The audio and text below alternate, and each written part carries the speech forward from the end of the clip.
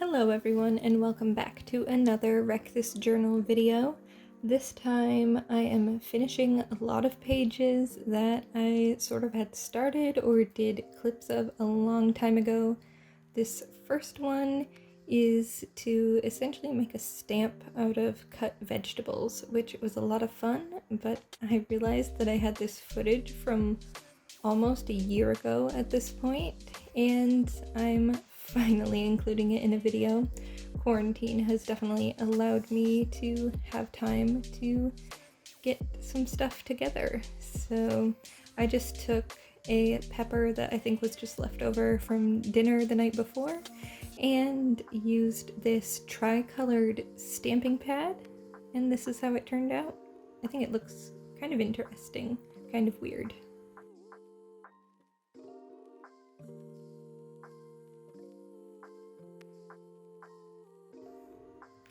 And the next page was filmed even longer ago than the first page. This one I had actually filmed when I had gone on the Conway Railroad trip. I have a vlog for that I will link in the iCard. And that is to draw lines while in motion. So in this case, it was while I was on the train. And I think you can tell by how jumpy the camera is, how bumpy the ride was. So these lines definitely did not turn out straight, even though I tried my best. But I also had a plan for them, and that was to make a birch tree forest in the fall.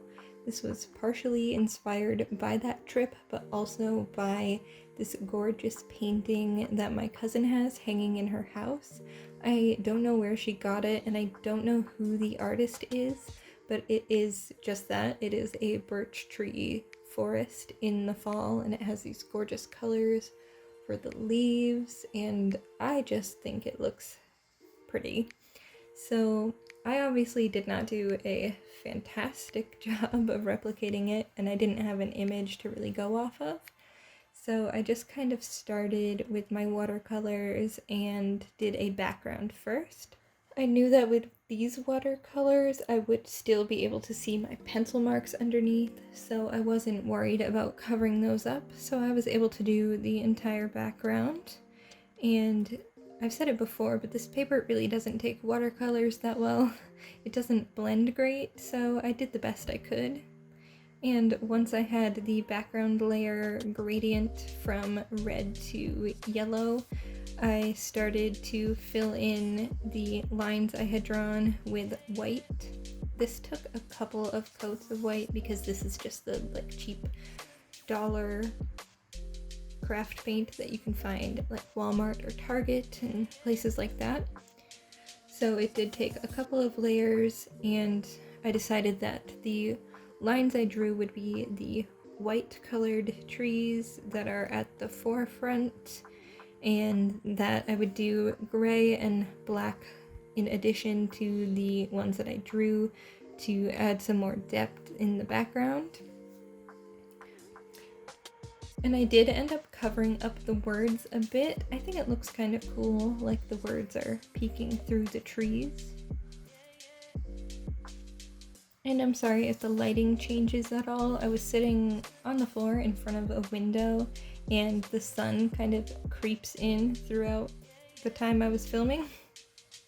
And once I had all the trees the way I liked, I added in some more details, such as the little bark marks on the tree, as well as some shading.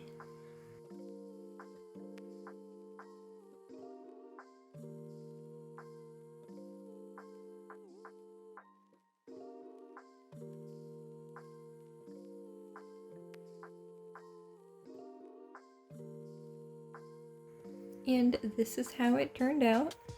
I'm pretty happy with it. It turned out a little more abstract than I was originally going for, but overall I think it looks cute.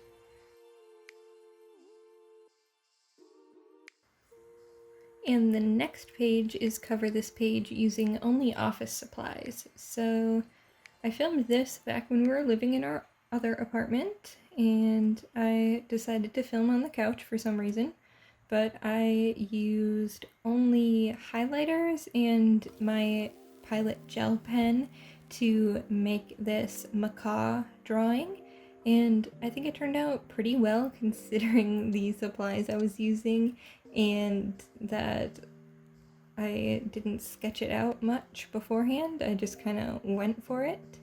So I had that as my idea for a focus for the page, and I lost some footage of me doing a hibiscus drawing to go with it, also with the same supplies, the Sharpie highlighters and my Pilot gel pen.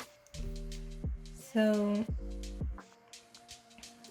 this reminds me a lot of that like highlighter challenge that was going around, and I think I nailed it, even though I'm way past the the point where that challenge is cool anymore. But this was pretty easy to do. Highlighters blend really well with each other, actually.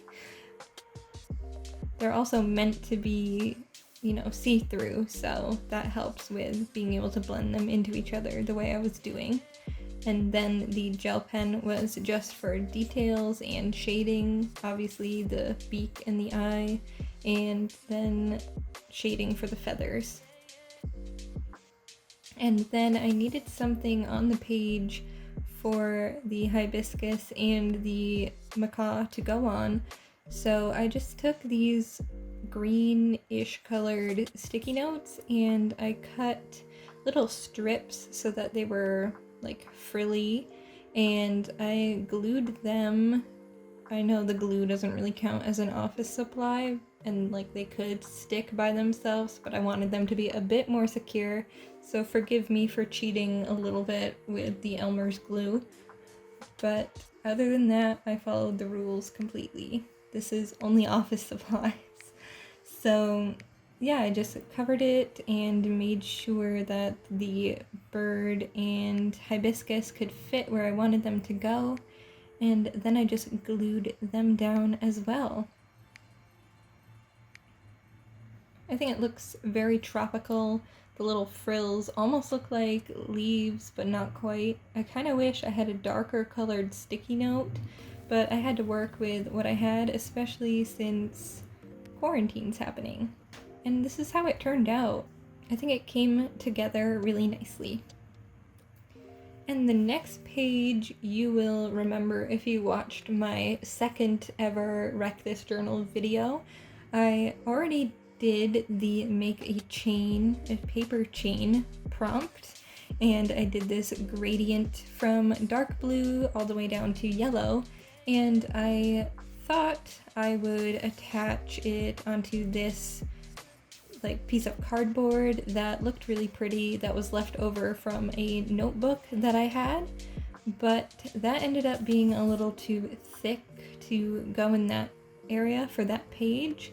So instead I ended up making that cardboard fit onto the back of the book, which, if you know Wreck This Journal, the books are pretty flimsy, so with all the use that this book is getting, it really does need a bit of reinforcement on the cover.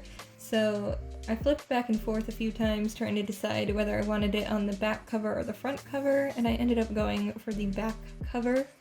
And I think that's kind of a nice little surprise at the end of the book that also made it sturdier. So then I tried to look through some of my scrapbook paper to see what I wanted to put in the background, and I opted for this mint green color and this leftover gold wrapping paper that I saved from like a Christmas gift a long time ago. And I have these little pins that let you you can stick it through the paper and then pull the prongs on the back so that it holds the thing in place. So that is what I'm using to hold the chain there. And I'm just folding the chain so that all the rungs can be flat against the paper when the book is closed. And I think I would like to do something else, maybe like a chevron pattern on this paper.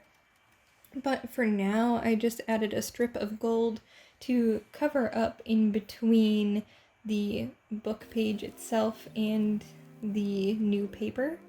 So that's how that turned out. I'm really glad the book can still close even with that there. I would recommend, if you do this with the little prongs though, that you just stab it through the paper first and then attach your new page to it to cover that up. And that is everything I have for you today. Thanks so much for watching, and I will see you in my next video. Bye!